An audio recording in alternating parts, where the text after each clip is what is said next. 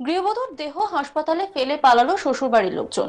ঘটনায় ব্যাপক চাঞ্চল্য মুর্শিদাবাদে। ঘটনাটি ঘটেছে বৃহস্পতিবার গভীর রাতে মুর্শিদাবাদ জলঙ্গি থানার কীর্তনিয়া পাড়া এলাকায়। মৃত গৃহবধূর নাম ইব্রেজা খাতুন, বয়স 25। মৃতের পরিবার সূত্রে খবর, গত 11 বছর আগে পাশের গ্রামের মোস্তফ মন্ডলের সঙ্গে মেয়ের বিয়ে হয়। তারপর থেকে একাধিকবার অশান্তির ঘটনা সামনে আসে। তারপরেও মেয়ে একাই সবকিছু সামলে নিয়েছে। তাদের দুটি সন্তান রয়েছে। তারপরও ওই মহিলার উপর তার স্বামী রোজই অত্যাচার চালাতো। শেষমেশ তাকে শেষ করে হাসপাতালে রেখে পালায় শ্বশুর বাড়ির লোকজন। মৃতার বাবার অভিযোগ, শেষ করে আমার মেয়েকে হাসপাতালে ফেলে পালিয়ে গেছেন তারা। মৃতার বাবা কি বলছেন শোনাবো আপনাদের।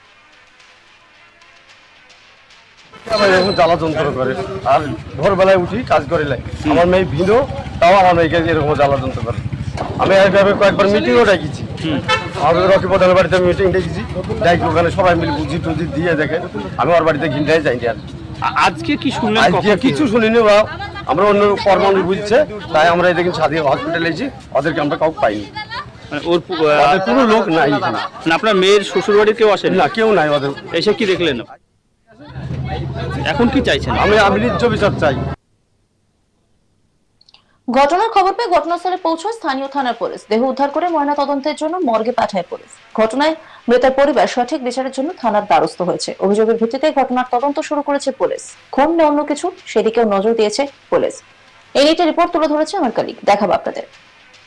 গৃহবধূ হাসপাতালে ফেলে পালালো শ্বশুরবাড়ির লোকেরা। ঘটনায় ব্যাপক চাঞ্চল্য মুর্শিদাবাদে। বৃহস্পতিবার গভীর রাতে ঘটনাটি ঘটেছে মুর্শিদাবাদের জলঙ্গি থানার কীর্তনিয়া পাড়া এলাকায়। মিতার নাম ইব্রিজা খাতুন, বছর 25-এর ওই গৃহবধূর পরিবার এবং পিতার সূত্রে খবর যে বছর 11 আগে পার্শ্ববর্তী গ্রামের মুশারফ মণ্ডলের সাথে ওই ইব্রিজা খাতুনের বিবাহ হয় এবং বিয়ের পরবর্তী সময় থেকেই চলছিল শারীরিক এবং মানসিক অত্যাচার।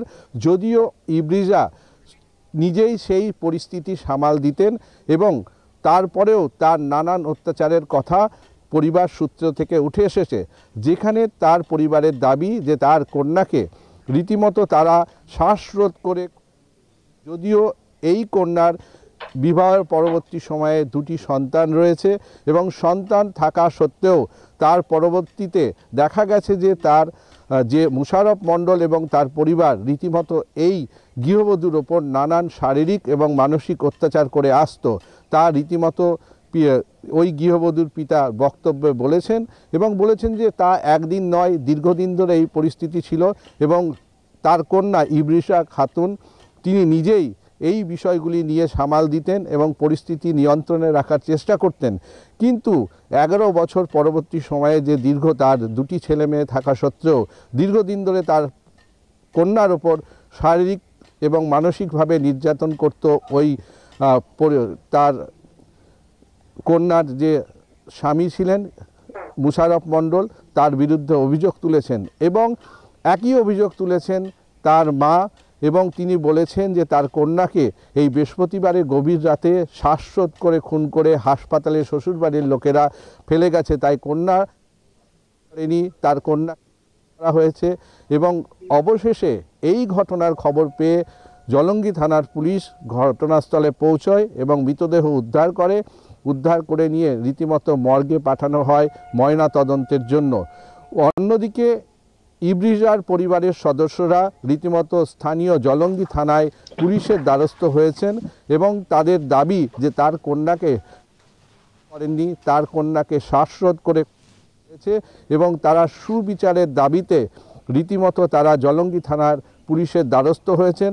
অন্যদিকে পুলিশ জানিয়েছেন নির্দিষ্ট তারা লিখিত অভিযোগ পেয়েছেন এবং তার ভিত্তিতে নির্দিষ্ট মামলা রুজু করে সেই বিষয়ে তারা তদন্ত করছেন এবং ইতিমধ্যেই পুরো ঘটনায় জলঙ্গি থানার পুলিশ তদন্তে নেমেছেন এবং তারা দেখছেন যে বিষয় এই নিয়ে তারা পুরো বিষয়টি খতিয়ে দেখছেন বলে পুলিশ সূত্রের খবর। গৃহবধূর দেহ হাসপাতালে ফেলে পালালো শ্বশুরবাড়ির লোকজন। ঘটনা ব্যাপক চাঞ্চল্য মুর্শিদাবাদে। ঘটনাটি বৃহস্পতিবার গভীর রাতে মুর্শিদাবাদ জলঙ্গি থানার কীর্তনিয়া পাড়া এলাকায়। মৃত গৃহবধূর নাম ইব্রেজা খাতুন, বয়স 25 বছর।